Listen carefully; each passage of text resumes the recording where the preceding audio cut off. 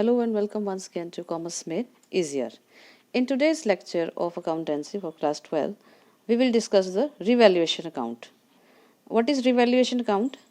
Revaluation account is a nominal account which is prepared by the partnership firm at the time of reconstitution. Reconstitution change in the profit sharing ratio, admission, retirement और death of the partner. तो revaluation account is basically nominal account. तो हमने 11th में पढ़े थे type of accounts. तो जो nominal account होता है वो होता है बेसिकली ये रिवैल्यूएशन अकाउंट, और ये बनाया जाता है पार्टनरशिप फर्म के द्वारा जब रिकन्स्टिट्यूशन होता है. तो रिकन्स्टिट्यूशन के केसेस हमने पढ़े थे. कब कब रिकन्स्टिट्यूशन माना जाता है? Change in profit sharing ratio होती है जब पार्टनर्स की, जो भी हमारा टॉपिक चल रहा है. Then admission of the partner, then retirement और डेथ ऑफ अ पार्टनर. तो ये जो भी रिकन्स्टिट्यूशन के केसेस हैं हर समय इसको बनाया जाता है, चाहे वो डेथ हो, चाहे वो रिटायरमेंट हो, एडमिशन हो या प्रॉफिट शेयरिंग रेशियो में चेंज हो. तो हर समय जब भी ऐसी कोई इनमें से कोई भी घटना होती है तो हम रिवैल्यूएशन अकाउंट बनाते हैं. तो रिवैल्यूएशन यानी कि दोबारा से वैल्यूएशन करना अपनी एसेट्स का या लायबिलिटीज़ का. It is prepare to record the increase और decrease in the value of assets. तो जो एसेट्स होती हैं उनमें जो इंक्रीज या डिक्रीज होता है ड्यू टू, किस वजह से होता है ये? Due to revaluation at the current market price. तो जब रिकन्स्टिट्यूशन ऑफ पार्टनरशिप फर्म होता है तो हम ये देखना चाहते हैं कि उस समय, जिस समय रिकन्स्टिट्यूशन हुआ, हमारे जो फर्म की एसेट्स और लायबिलिटीज़ हैं उसमें उनकी वैल्यूज़ में क्या चेंजेस हुए.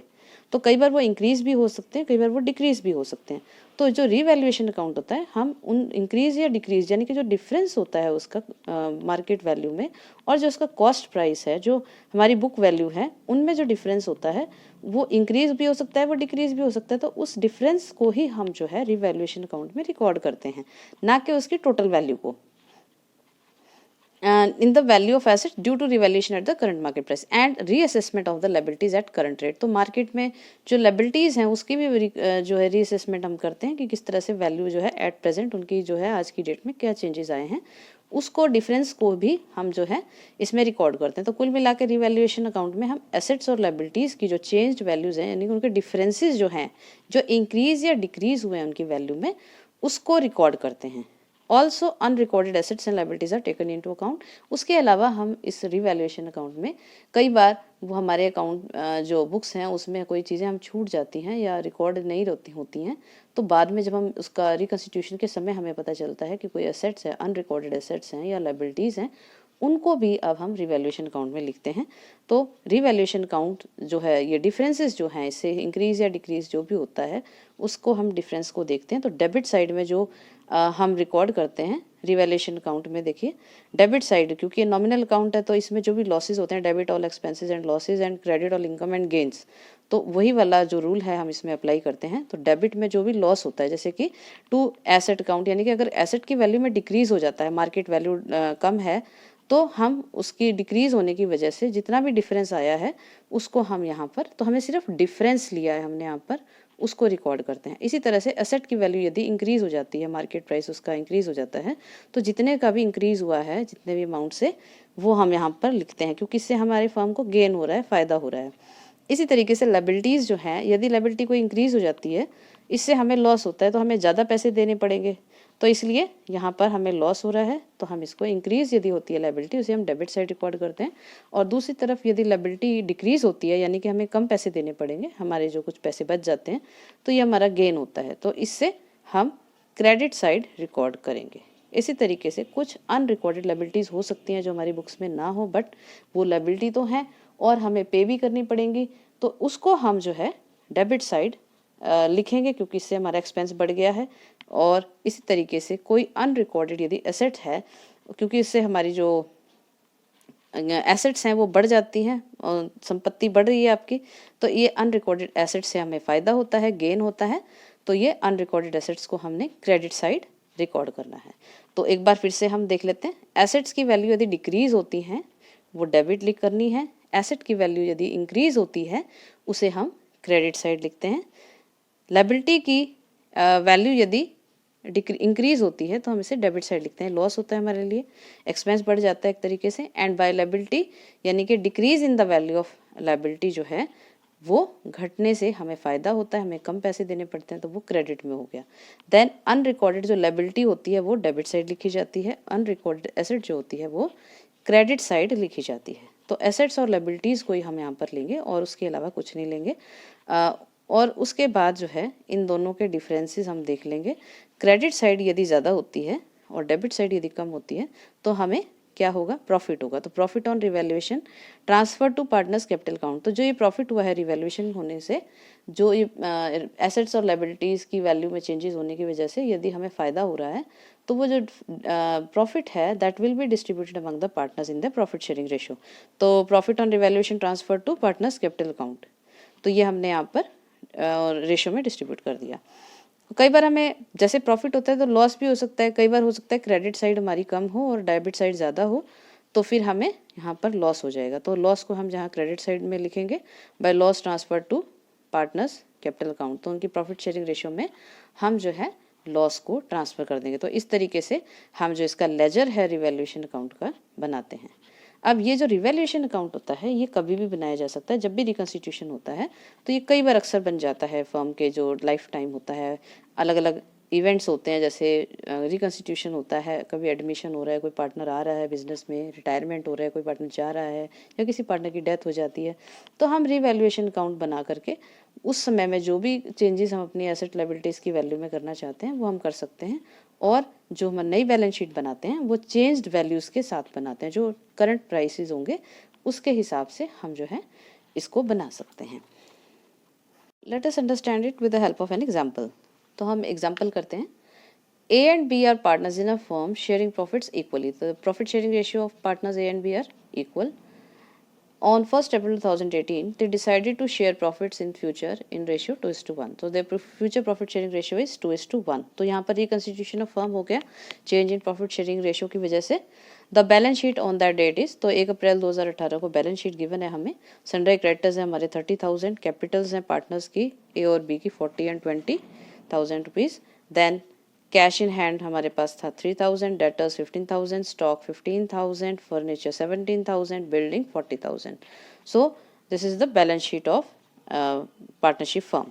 Other information provided to you is the value of stock is reduced by 10%. तो जब रिकंस्टिट्यूशन हो रहा है तो उस समय में हमने करंट मार्केट प्राइस और उसको कंपेयर किया और हमने देखा कि स्टॉक जो है इट इज़ रिड्यूस्ड बाय 10%। तो बाय जब टू और बाय हम आगे डिस्कस करेंगे, एक बार हम पूरा क्वेश्चन कंप्लीट कर लेते हैं। The value of stock is reduced by 10%, the value of building is increase to 44,000 rupees, and then furniture is revalued at rupees 15,000. Create a provision for doubtful debts at the rate of 5% on debtors. A creditor of rupees 1,000 is not likely to claim his money is to be written off. Investment worth rupees 1,000 is to be taken into account. Record journal entry and prepare revaluation account. तो हमें journal entry बनानी है और revaluation account बनाना है। तो अब हमारे पास जो बैलेंस शीट गिवन है और कुछ ये एडिशनल इन्फॉर्मेशन गिवन है, इसकी हेल्प से हम जो है रिवैल्यूएशन अकाउंट बनाएंगे। तो यहाँ पर हमने देखा the value of stock is reduced bye, तो यहाँ पर बाय शब्द का मतलब होता है डिफरेंस, कितने 10% से जो है स्टॉक घटा है, तो जो उसकी वैल्यू थी उससे 10% और रिड्यूस हो गया। तो स्टॉक की जो वैल्यू है दैट इज 15,000 रुपीज़। तो 15,000 रुपीज़ जो है उसका 10% हो गया आपका 1,500 रुपीज़। तो स्टॉक जो है पहले 15,000 का था, अब 13,500 का हो गया। तो 1,500 रुपीज़ का जो है से स्टॉक जो है वो कम हो गया है। तो ये से बाय मतलब से, तो इसमें हम डिफरेंस ले रहे हैं। Then the value of building is increase to 44,000 rupees.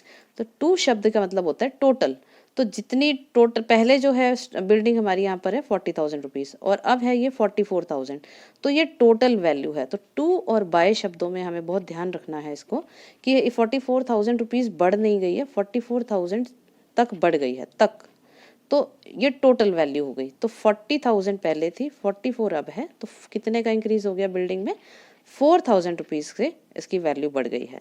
और स्टॉक की कितने से घटी थी, बाय वर्ड था इसमें, तो 1,500 रुपीज़ से ये घट गया था स्टॉक। बिल्डिंग जो है 4,000 रुपीज़ से बढ़ गई है, तो हमने डिफरेंस लेना है 40,000 और 44,000 का, दैट इज़ 4,000। उसके बाद furniture is revalued at rupees 15,000। तो फर्नीचर का जब रिवैल्यूशन किया गया तो उसकी प्रेजेंट जो प्राइस है वो दैट इज़ 15,000 रुपीज़, और जो हमारी बुक में यानी बैलेंस शीट में दी हुई है फर्नीचर की old value that is 17,000 rupees. तो फर्नीचर की वैल्यू जो है डिक्रीज़ हुई है, कितने रुपए से डिक्रीज़ हुई है, 17 से 15 हो गई है, दैट इज़ 2,000 रुपीज़ से फर्नीचर की जो प्राइस है वो रिड्यूस हो गई है। तो 2000 का डिफरेंस यहाँ पर आ जाएगा, उसको हम डेबिट करेंगे। Then create a provision for doubtful debts at the rate of 5% on the debtors. तो हमें एक प्रोविजन बनाना है डाउटफुल डेट्स का। तो ये एक तरह से हमारी लायबिलिटी बढ़ रही है, ये लॉस हो रहा है हमें एक तरीके से। तो लायबिलिटी जो है हमारी 5% की है ऑन डेटर्स के ऊपर। तो डेटर्स हमारे 15,000 रुपीज़ हैं। 15,000 का 5% हो गया आपका 750 रुपीज़ का प्रोविज़न हमने बनाया है।